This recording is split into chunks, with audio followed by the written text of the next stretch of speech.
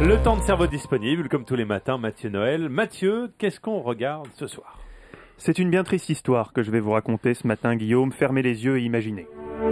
Il est 17h30 dans la zone industrielle de Marolles-en-Brie. Sur le parking du Lidl, un homme au regard vitreux rentre dans son camping-car. C'est Jean-Luc Delarue.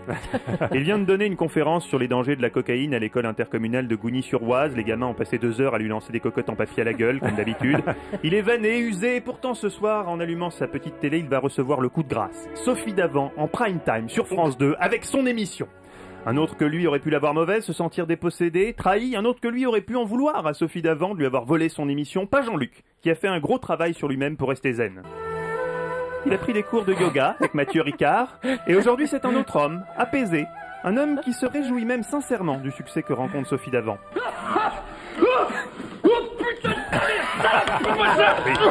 Oui. Non, il commence juste, hein. Vous savez, comme disait Lao Tse, le yoga est un long chemin, Guillaume. Long chemin. En regardant France 2, et qu'est-ce qu'on zappe?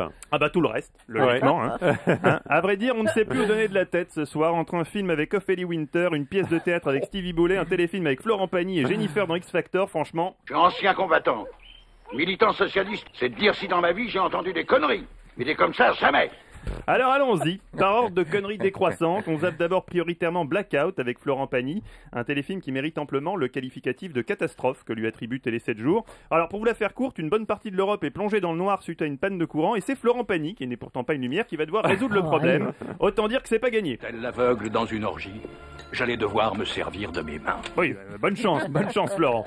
Sur France 4, on zappe La presse est unanime, pièce de théâtre qui a permis à Stevie Boulet de faire ses grands débuts sur les planches. Il paraît d'ailleurs que le soir de la première, quand il a entendu les 3 coups, il a crié « Entrée !» Le public a cru que c'était la première vanne de la pièce. J'ai pas la prétention de dire que je suis un grand comédien, que je vais faire du Shakespeare.